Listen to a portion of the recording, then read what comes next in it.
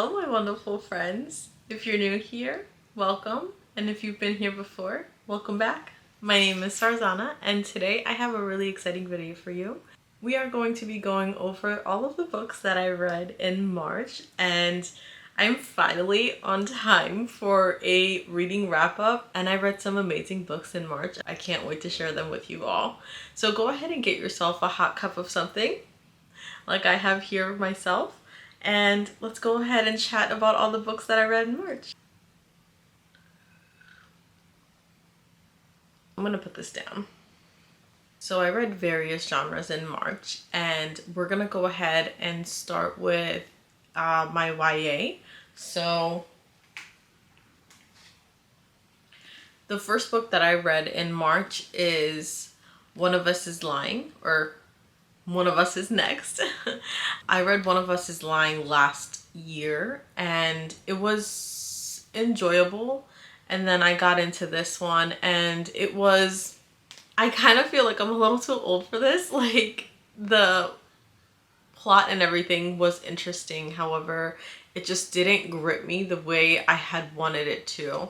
So I think I ended up giving this like a 3-star. Let me check. So I ended up giving this a 3-star. In the first book, One of Us is Lying, there's a group of teenagers who are framed for someone dying, basically, and it was surrounded around secrets and how it was this one kid from the school. He was sharing people's secrets and he was spilling the tea on everyone. The kid that was responsible for that app, he ended up dying. One of them had killed that teenager, and that was the mystery that was revolved around the first book, One of Us is Lying. And the teenagers in this book, they're associated with the teenagers from the first book. It's just as gripping and it's just as mysterious as the first book. It wasn't my cup of tea. Again, I just was hoping for something a little bit different from it, but like I said, I feel like it's just not up to my taste anymore. It's just not something that I am into at this time in my life.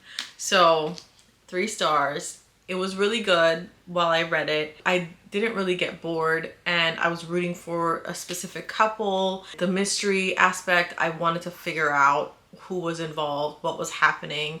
It was fun. It was kind of like Riverdale.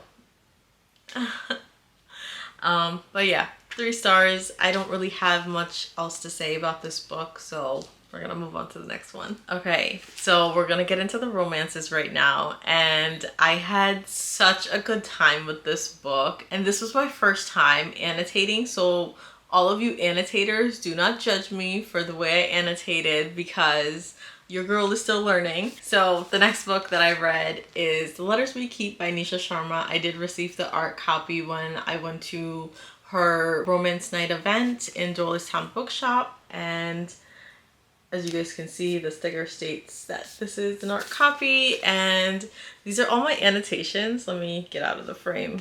Focus. Okay. So look at all my annotations, you guys. Like, I annotated the heck out of this book. I got the clear post-its so I could put it on the page, and I like underlined it. I wanted to highlight it, but the way the post-its are, it just was washing off.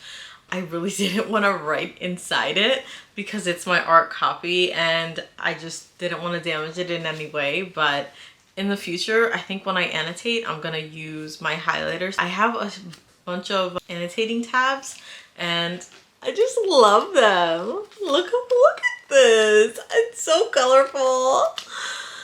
Yeah, I had a lot of fun. Okay, so let me tell you what this book is about. So this is about Jesse and Ravi, Indian American students, shall I say. Jesse is studying engineering and Ravi is a part of a multi-millionaire family. After he graduates, his family wants Ravi to join their family business, but all Ravi wants to do is write. He is a writer. He likes to write novels, and that's what he likes to do. There's a little bit of family drama that happens throughout this book. What I thought was also really interesting was that there was a mystery that ensues. Ravi and Jesse, they're like fighting for a study room in the library, and this library is super eerie. It is, what are those colored windows called? I can't for the life of me remember, but like, you know, like the windows that have like art and stuff in it, but like it's like little colored pieces.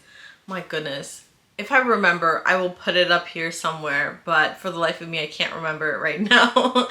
And like they mentioned that it looks like a kaleidoscope inside the library because of the way the architecture is designed, and I just thought it was super beautiful and almost whimsical the way the library is. And it seems like people think that it's haunted because of what had happened years ago. There was a American man and a Indian woman who fall in love. It's almost like prohibited because back in the day we didn't intermingle races, and the fact that an Indian woman who comes from a very religious family falls in love with an American man, her family is just like, no, that's not happening. Her parents are very strict. Apparently they like kill themselves or something, and there's like a mystery around it, or are they really alive or are they dead? And Jesse and Ravi, they find these letters in the library. They start reading them, and they're of these two lovers from the past writing to each other. Jesse and Ravi, they end up falling in love through solving their mystery and everything. It's just so wholesome, so beautiful, and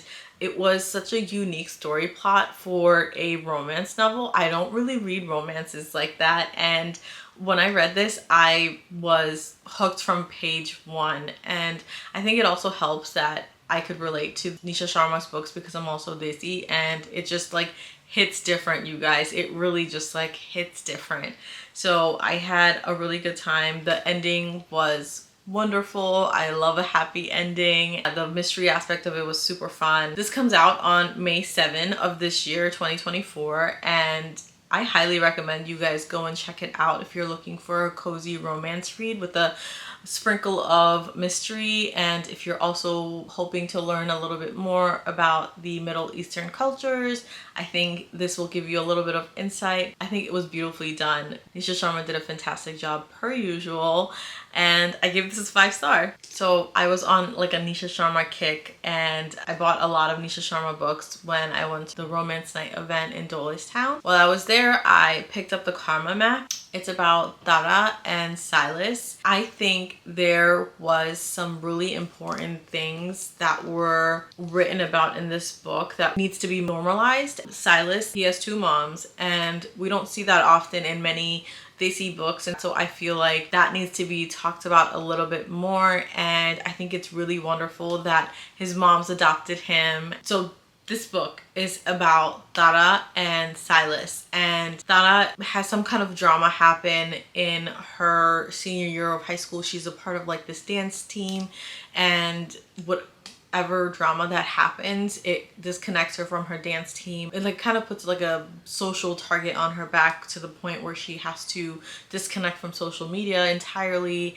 She is kind of getting bullied. She ends up going on this pilgrimage with this group of kids to India. They go to different religious sites. She's a part of the junior teachers or something like that.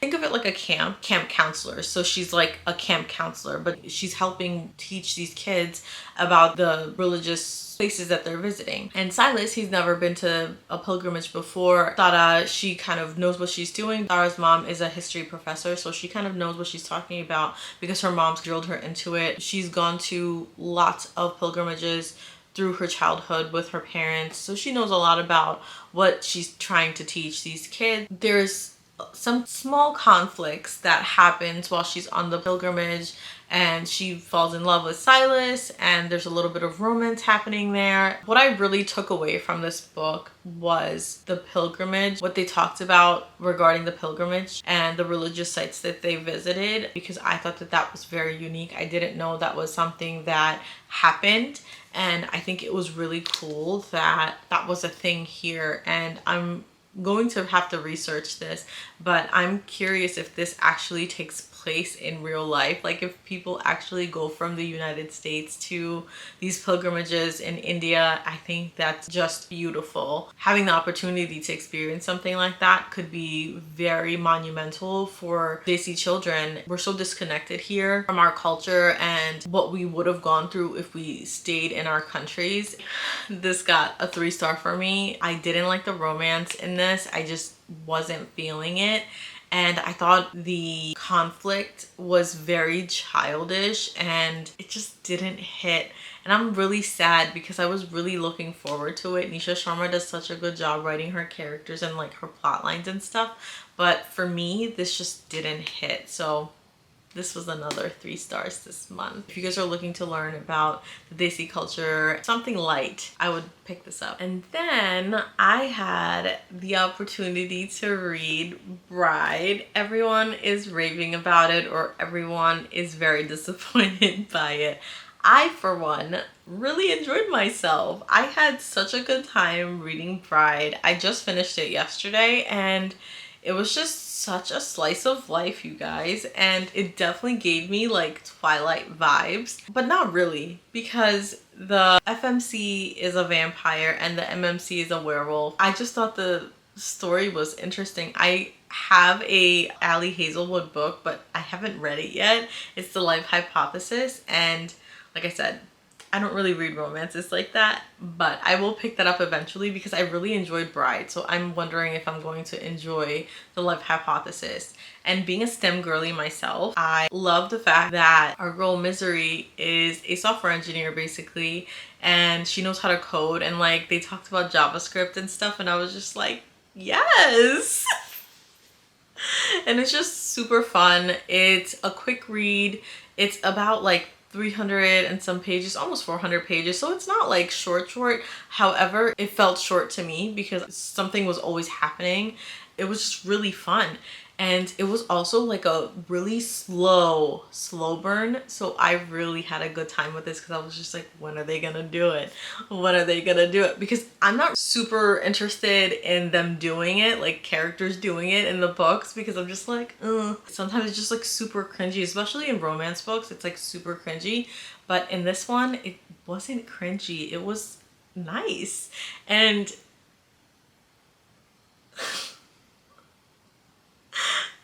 I learned about what a knot is, and what the hell?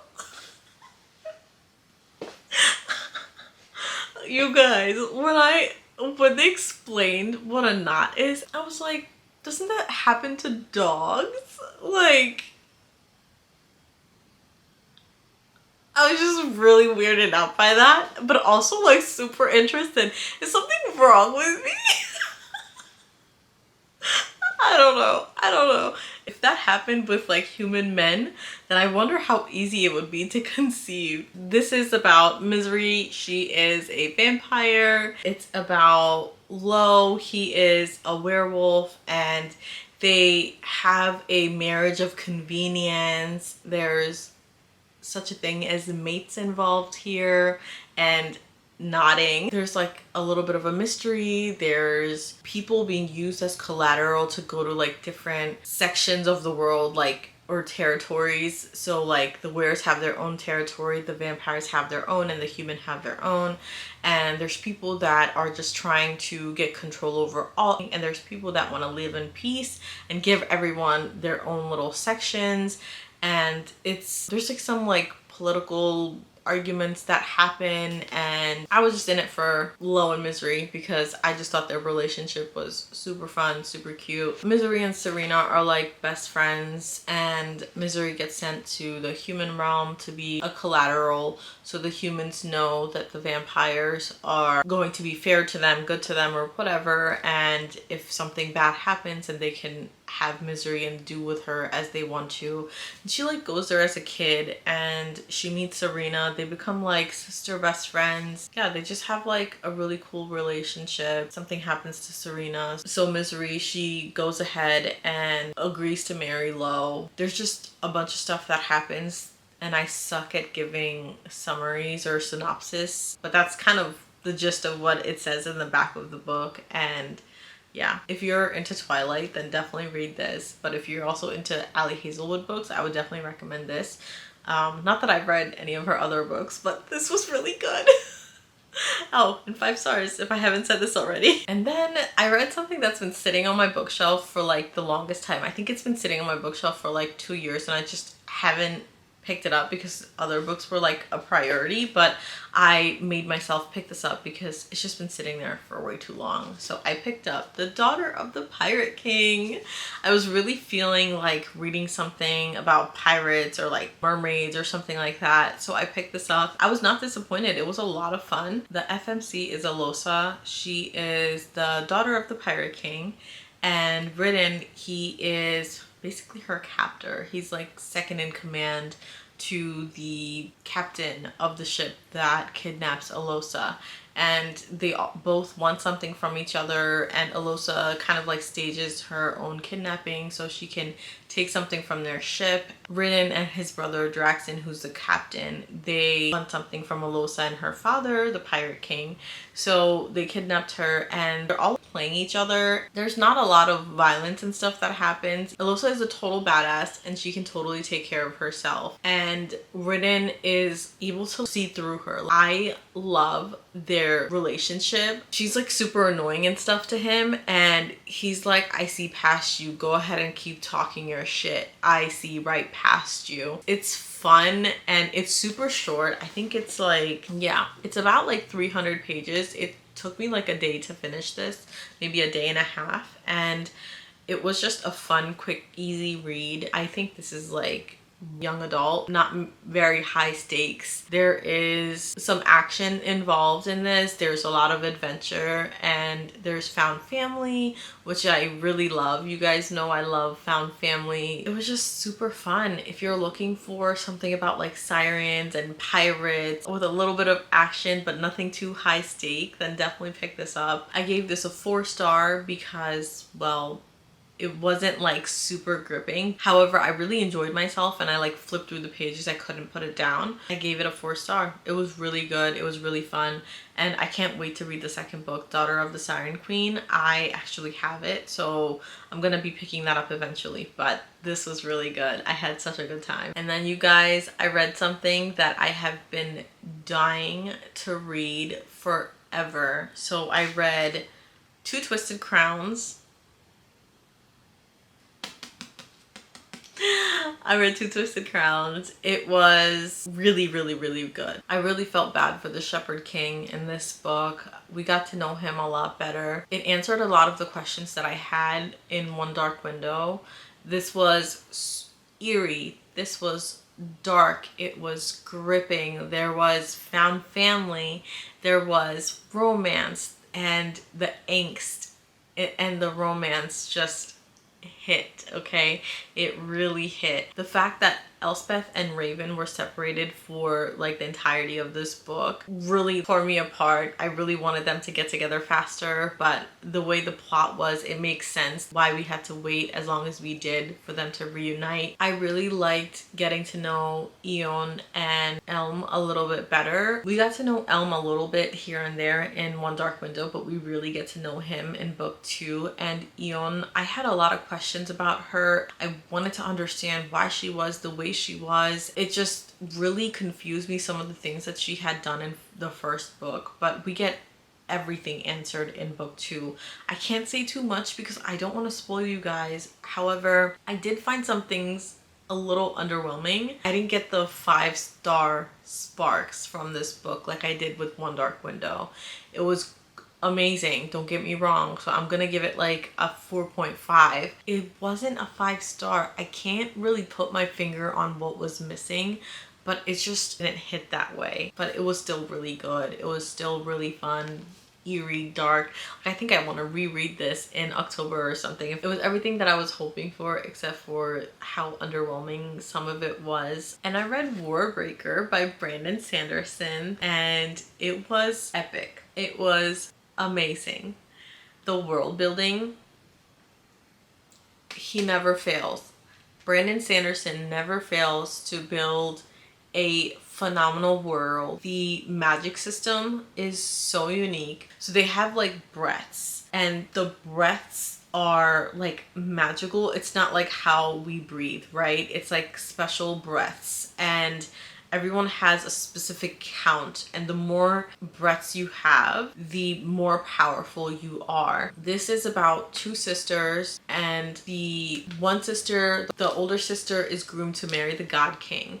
And the God King is said to be this horrible, terrible king of the undead. Basically, they're like beings that die but come back to life for whatever reason. There are other gods who come back to life, and their sustenance basically is other people's breaths. So they have people who believe in their religion, so they come and they give them these breaths so these gods can live on.